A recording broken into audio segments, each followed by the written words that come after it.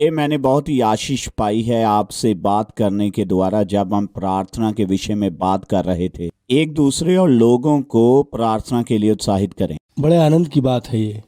बहुत बढ़िया। और मैं बात करना चाहता हूँ, हमारी पिछली बार हम बात कर रहे थे प्रार्थना के विषय में, परमेश्वर ऊपर ध्यान केंद्रित करना। जब यीशु ने अपने शिष्यों को प्रार्थना करना सिखाया, उन्होंने परमेश्वर पर ध्यान लगाने से शुरू किया। परंतु उसी वक्त वह संसार में गए।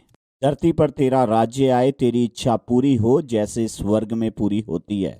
आए इसके विषय में बात करते हैं कि उसका क्या अर्थ है जब वह हमें और अपने शिष्यों को सिखाते हैं प्रार्थना के विषय में, तेरा राज्य आए, तेरी इच्छा पूरी हो। ये प्रभु की प्रार्थना का हृदय है। राज्य की प्रार्थना करना, यह तो यीशु का संदेश था। मन फिराओ, परमेश्वर का राज्य निकट है। परमेश्वर आपके बीच में चल फिर रहा है। राजा यहाँ पर है। अंत में यह यीशु के राज्य के विषय में है और राज्य यही है। कोई राजनैतिक बातों जैसा नहीं है और यह किसी दिन कहीं नहीं है, बल्कि ये तो अभी है। लोगों के जीवन में यीशु का राज्य, हाँ, एक दिन सब पर इसका राज्य छा जाएगा। इस समय धरती पर यीशु के राज्य के विषय की बात है। हमें निमंत्रण दिया गया, नहीं, हमें आज्ञा दी गई है कि हम राज्य के जैसी प्रार्थना करें। सर, हमारी प्रार्थनाएं हमारे अपने विषय में होती हैं, इसके बजाय ये परमेश्वर के राज्य और उसके शासन के विषय में हो। पूछने लग जाते हैं कैसे प्रार्थना करें, तेरा राज्य आए यहाँ इस धरती पर, इस स्वर्ग में है। मेरा सवाल यह है कि स्वर्ग में क्या हो रहा है? अंततः यही तो यीशु ने कहा कि हमें ऐसे ही प्रार्थना करनी चाहिए, तेरा राज्य धरती पर हो जैसे अभी स्वर्ग पर हो रहा है। स्वर्ग में हर एक जन पूरी तरह पिता के साथ सही रिश्ते में है, हर एक जन बिल्कुल। और स्वर्ग में कोई भी बलवा नहीं है। मेरे लिए जब हम राज्य के लिए प्रार्थना करते हैं, तो जो भाग हम प्रार्थना करते हैं, हर एक वो व्यक्ति जिसे हम मिलते हैं, हर एक व्यक्ति जो इस धरती पर है, वो यीशु को जान पाए, उद्धारकर्ता और प्रभु, तो उन्हें पिता के साथ सही रिश्ते में वापस लेके आता है।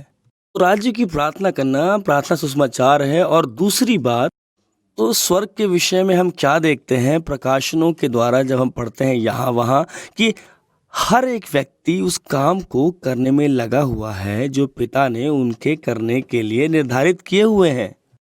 सबके पास एक कार्य है और वो इसको करने में लगे हुए हैं। ये सब एक श्रृंखलाबद्ध तरीके से पिता के उद्देश्य के अनुसार लगे हैं। और आपको पता है कि अगर मैं किसी स्थानीय कलीसिया में पासबान होता और वहाँ पर जो लोग हैं वो हर एक जन वो काम कर रहा है जो उनको करने के लिए बुलाया गया, तो मैं इसे बेदारी बोलता।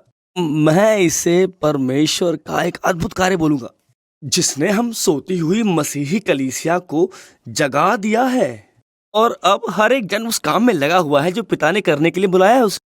तो मैं क्या कहूँगा कि प्रार्थना करना बेदारी के लिए ये एक और भाग है जब हम ये प्रार्थना करते हैं राज्य की, कि तेरा राज्य आए, तेरी मर्जी पूरी हो। आइए मैं इसको थोड़ा सा और भी ज़्यादा विस्तार में बताता हूँ।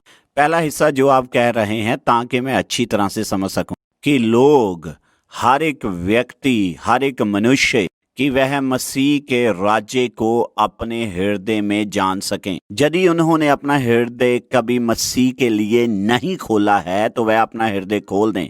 यही आप प्रार्थना कर रहे हैं, सही है? सच में ये तो परमेश्वर का राज्य है और यह इस पृथ्वी पर हर एक व्यक्ति विशेष के साथ होता है, जैसे यीशु मसीह उद्धारकर्ता और प्रभु बन जाते हैं। और दूसरी बात जो आप कर रहे हैं, उनके लिए जो मसीह को जानते हैं, हाँ, कि परमेश्वर उनके जीवन में ऐसे कार्य करे कि इनका जीवन सही हो जाए, कि वह उन्हें ले और इस्तेमाल करे और उसकी महिमा उनके जीवन को भर दे, कि वह अपने चारों ओर के संसार के लिए आदर और स्तुति का कारण बन जाए। हाँ, देखते रहने वालों के बजाय सही देख रहे हैं, राज्य में थोड़ा अरमनी सी रुचि ले रहे हैं, पता नहीं अंदर क्या हो रहा है। इसके बजाय हम भाग ले रहे हैं इस धरती पर जो परमेश्वर कर रहा है उस कार्य में। हमारे भीतर और हमारे द्वारा एक जागृति आ रही है, सभ्यता को प्रभावित करके बदल देता है, और ये जागृति है। और मेरे लिए जब हम व्यवहारिक रीति से प्रार्थना करना शुरू करते हैं, कि तेरा राज्य आए, हम किसी ऐसी चीज के विषय में बात कर रहे हैं जो बहुत बड़ी है। यह जीवनों को बदल देती है, लाखों जीवनों को। न केवल उन लोगों को जो यीशु को नहीं जानते, पर उन लोगों को भी जो जानते हैं पर अब तक दूर से देखते रहे, बजाय इसके कि उसमें भाग लें या निराश हों सही या शायद उससे दूर हों और वह वापस उसके पास आए। राज्य की प्रार्थना के विषय में एक बात, और जब मैंने इसे पढ़ा और जब मैंने इसको देखा, जब मैं जर्मनी में रह रहा था, सही उनके पास राजा थे, परंतु अमेरिका में जहां हम अब रहते हैं वहां राजा नहीं थे। नहीं, यूरोप में राजा थे, मध्य पूर्व में राजा थे और संसार में ज़्यादा जगहों पर राजा रहते थे। सही जो अंतर यीशु राजा और उन राजाओं में है कि वह दयालु राजा है, वह प्रेमी राजा है। जो पहली बात आपने कही थी उसी के बारे में है। इसलिए जब परमेश्वर का राज्य आता है, उसका राज्य हमारे हृदय में आ जाता है, हम अपने आप लोगों से प्रेम करना शुरू कर देते हैं। हम ऐसे प्रेम करते हैं जैसे कभी नहीं किया। उदाहरण, मेरा एक मित्र था जो कि मोटरसाइकिल एक्सीडेंट में मारा गया। वह यीशु को प्रेम करते थे, पति पत्नी प्रार्थना के लोग थे। वह अफ्रीका से गलियों से कुछ बच्चों को गोद लेना चाहते थे क्योंकि वह इन बच्चों को प्रेम करते थे। उनके हृदय में दयालु राजा रहता था। जब वह मर गया तो उसकी पत्नी विधवा हो गई, एक गरीब विधवा जिसके पास ज्यादा नहीं था, परंतु उसका हृदय उन बच्चों को प्रेम करता था। वह उन बच्चों के लिए प्रार्थना करती थी, कहती थी, प्रभु आप उन बच्चों को उस परिस्थिति से निकाल दें।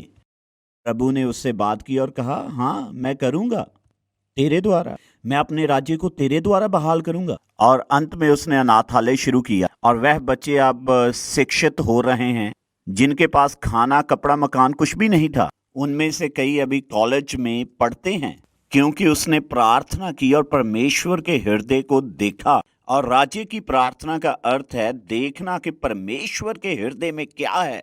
सही और हमारा हृदय उसके हृदय को पकड़ लेता है और उसके राज्य को इस पृथ्वी पर प्रार्थना करता है। ये एक मौलिक किस्म की प्रार्थना, ये न केवल बाहर परिवर्तन लाती, पर ये भीतर से बदलती है। जैसे कि आप बता रहे थे उस विधवा स्त्री के विषय में।